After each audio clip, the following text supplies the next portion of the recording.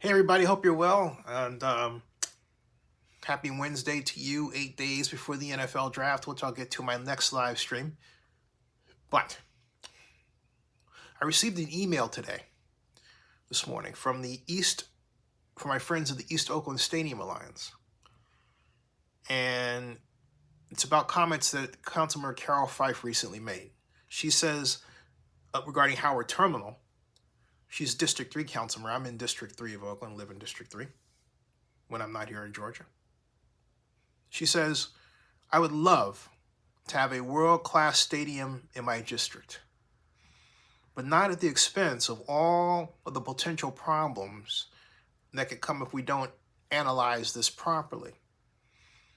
And the email says that the hesitation partially stems from the clear lack of communication from the athletics themselves, who have been very active in the media, but quite opposite when it comes to communicating with local representatives.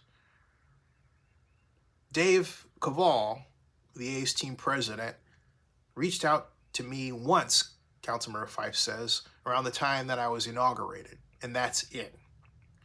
That was January of 2021. It shows a level of either disrespect or a lack of serious interest in this process. Now, first of all, that is a complete slap in the face of Taj Tahom, who made a video with her. You hear what I'm saying? Taj is the Oakland Athletics Vice President of Government Affairs and the person who does outreach on behalf of the athletics to persons like Oakland District 3 Councilmember Carroll Fife.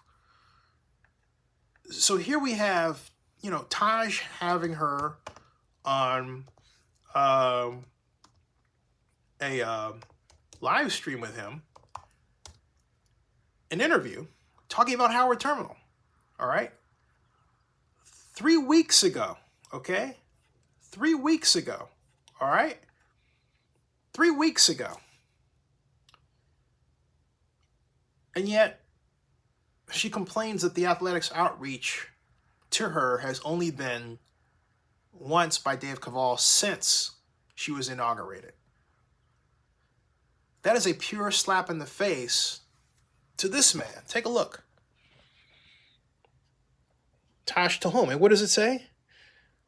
Important Howard Terminal ballpark conversation between Carroll Fife and Taj Tahom. Okay? Right there. That was 3 weeks ago, folks. 3 weeks ago. All right? As captured by Brody Brazil here, and it says Council Member Carroll Fife, Oakland City Council District 3, and Taj Tahom, the Oakland A's Vice President of Government and External Affairs, have this conversation about the Howard Terminal ballpark. That's outreach. That's outreach right there.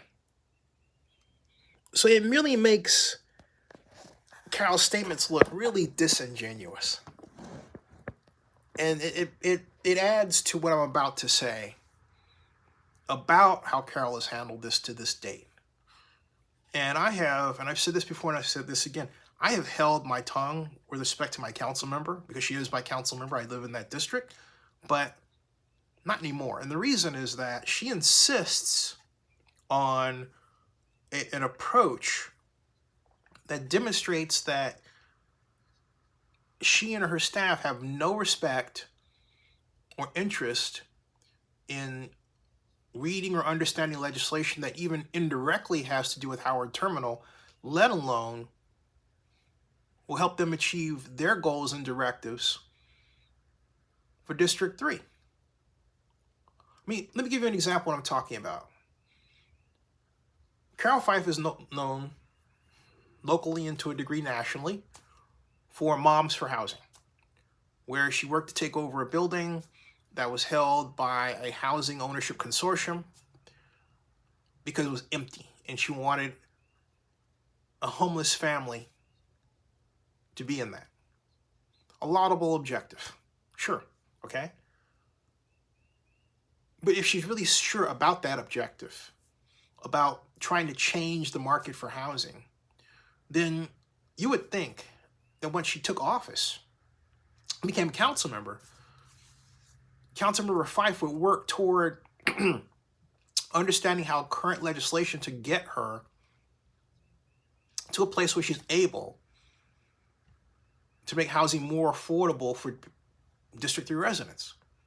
Like, for example, use enhanced infrastructure financing district legislation and the Polanco Act within it to begin to acquire homes in West Oakland that need assistance regarding environmental cleanup, but may not have gotten it, and yet still may have Oaklanders living in it, many black, who are being forced to pay rental rates that are exorbitantly high considering their condition and can do nothing about it. Under the Polanco Act, the city of Oakland could actually acquire those properties and reset the market. It can do that. Where's Councilmember Fife? Nowhere. Nowhere. And instead, for some people, it's, well, you know, Zinni, how come she's not listening to you? I don't care. The question should be not why she's not listening to me or anybody else, but why isn't she working on behalf of her constituents? She's not. She's working on behalf of her ideas. In a way, Councilmember Fife has a lot in common with Florida Governor Ron DeSantis, who doesn't understand what it means to have a specially designed Reedy Creek Improvement District, special district in Florida for the Walt Disney Company that essentially gives them the power, which they've used for decades now in operating Walt Disney World, of a city-state. Not a city, a city-state. Big difference. My point is, they're both activists.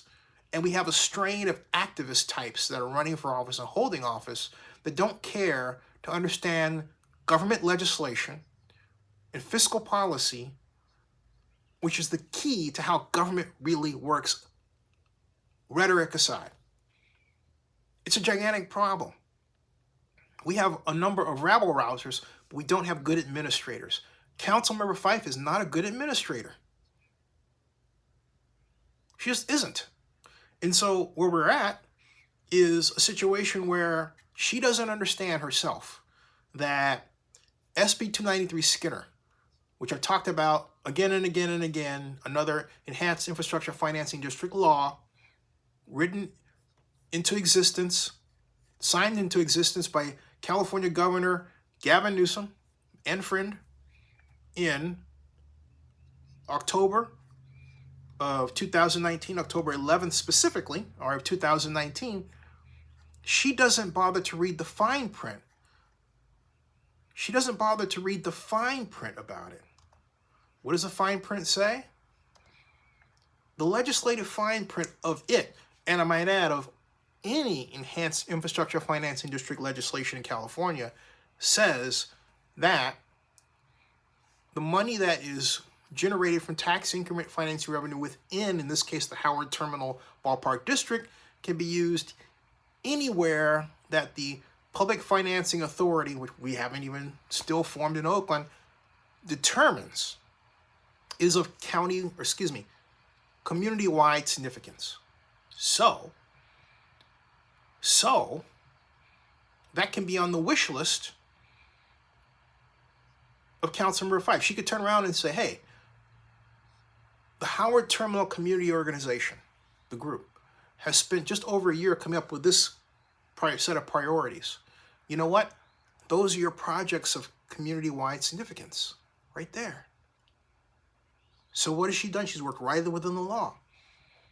She could have done that. She can still do it. She doesn't do it. Instead, she makes remarks that might be fine to somebody not paying attention, but for those of us who are, game's up.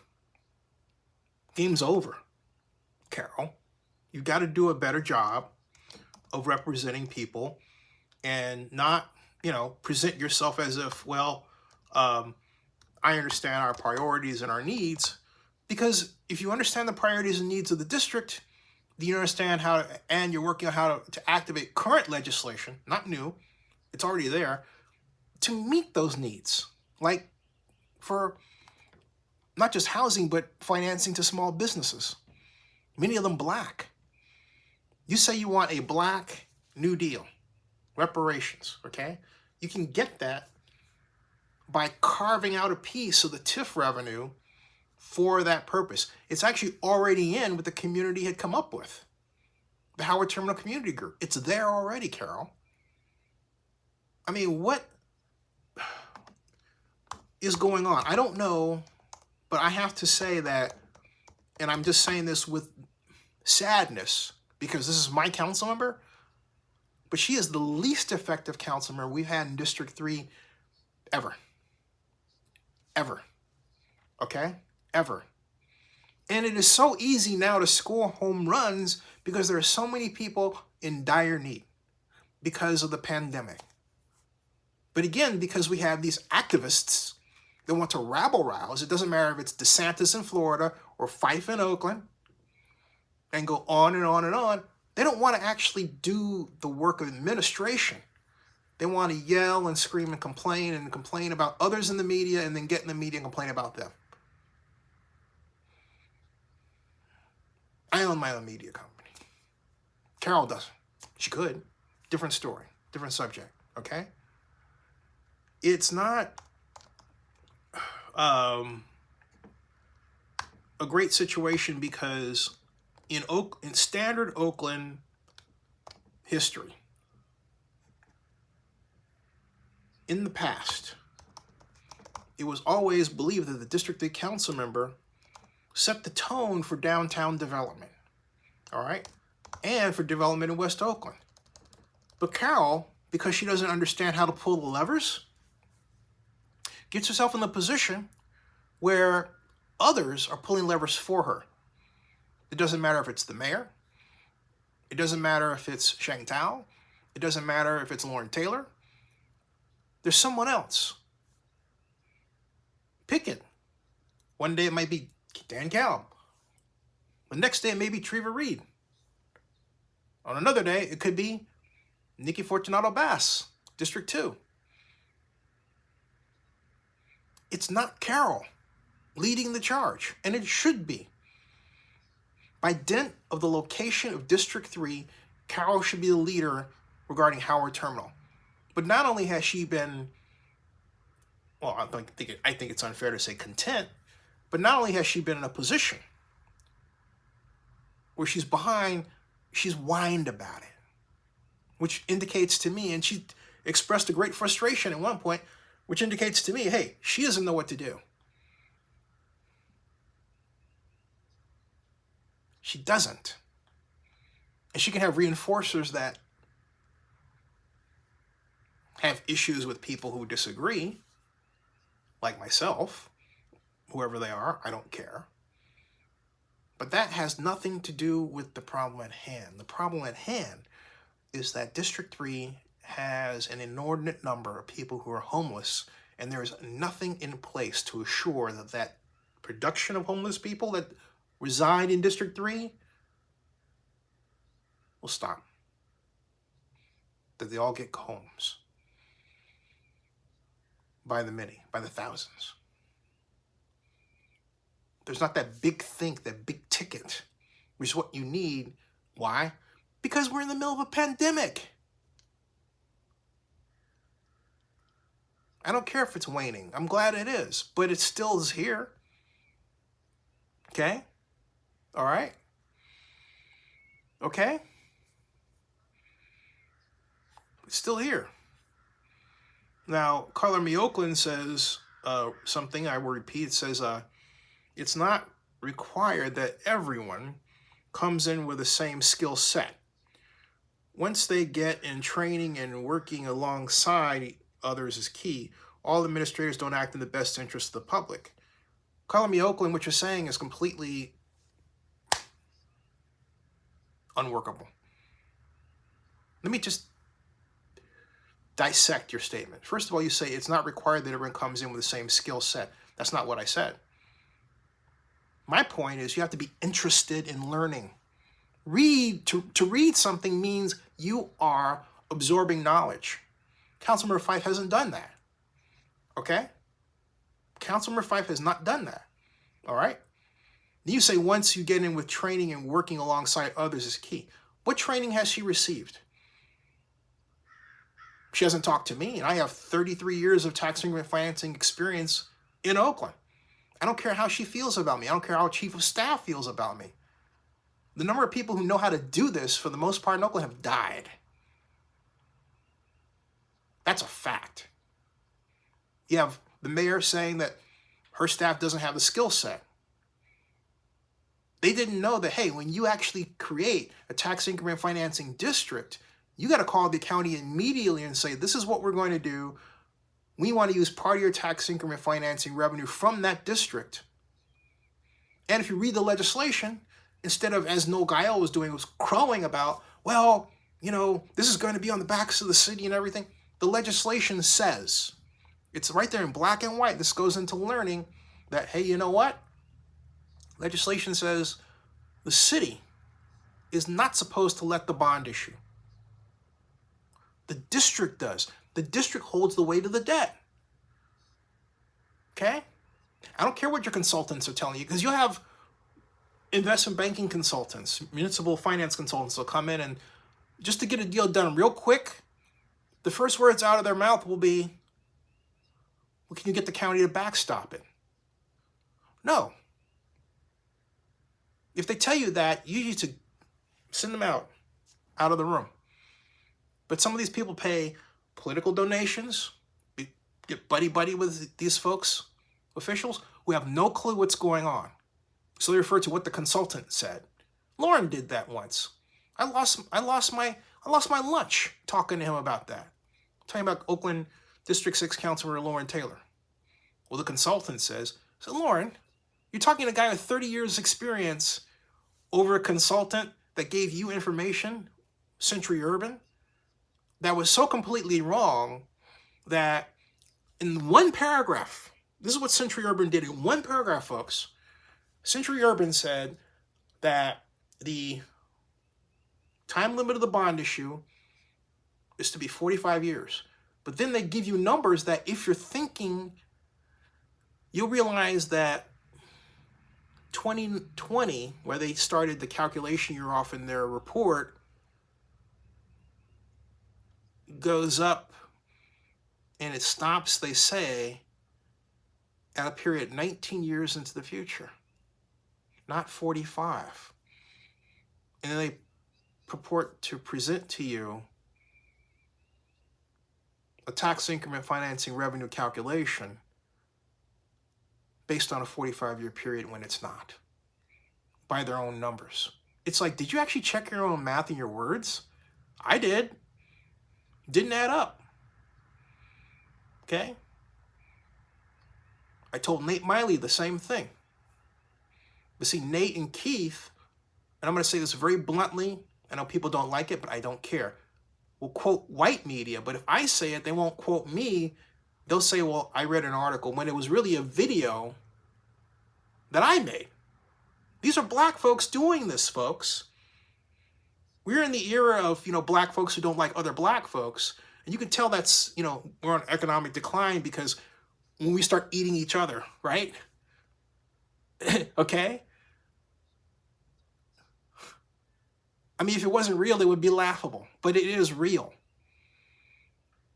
There's less solidarity among black folks in Oakland today than there was in the 70s and the 80s and the 90s, when there were more of us and people actually proud to be black, proud that somebody else was black. Didn't matter if you were different or anything, you had an idea. I had several Oakland city administrators get together and they may say they want to make sure Zinni gets a car. I don't mean illegally, I mean legally. These are the credit union folks when I worked there, okay? For Elihu. They took care of the young. They cared. It was a different time. It was a different way. Now, no. They don't care. They're content to have you in a bad situation. And it's probably more likely that somebody white will hear your plight than somebody black. That's how low we've sunk today. We have black folks that talk to their own little sections and all that stuff, when we need to be together. Okay? And so you get these situations where Carroll interestingly forgets that, oh, I talked to Taj, who represents the A's. Carroll, you threw Taj under the bus. All right? You threw him under the bus. You should call him and apologize. Like he doesn't represent the A's, okay? Okay? All right? You should call him and apologize. Throw that brother under the bus like that. But again, that's what we do today. Bad stuff. And what happens is that because Carroll is frustrated, and we're all frustrated, rather than being in a position where she says, you know what? I'm going to call Zinni. She doesn't. Because I should be your first phone call. I don't care how you feel about me. I'm not your first phone call. You're screwing up. That's a fact. I don't care if you like it or not. That's a fact. Because I know this and you don't. Your chief of staff doesn't know it. Your staffers don't know it. Your friends don't know it. I'm the guy that talked Dave Cavall into using tax increment financing in the first place on the 4th of April, 2017. Are you awake? Hello? I did it. Why? Because as I told Dave then, you're going to need to build $85 million worth of affordable housing, or at least in some way subsidize that much in order to get this ballpark through. And you can do it with tax increment financing. Dave told me on the phone, public money's not available. I said, yes, it is. SB 628 Beal, signed into law September 15th of 2015, called the Son of Redevelopment. Okay? Called the Son of Redevelopment. Dave didn't even know about the famous, locally, 2010 Gruen and Gruen study about a ballpark at Jack London, which included scenarios for the use of, you guessed it, tax increment financing along with projections. It's a beautiful study. I made sure he got a copy. That set the tone for the development of SB 293 Skinner. So you want to blame somebody, you blame me. You blame me. I pushed it because I understand the power of tax increment financing. I understand what tax increment financing can do for Oakland if used. We have never in Oakland's history properly used tax increment financing revenue, save for the affordable housing budget that we brilliantly developed until Jerry killed redevelopment in 2011.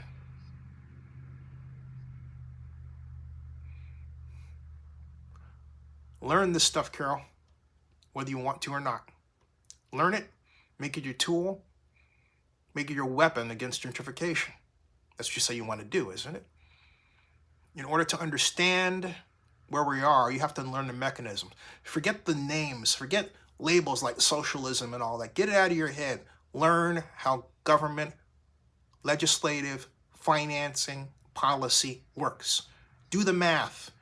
Do it until your eyes glaze over. Get a sharp pencil, sheet of paper, and write it down.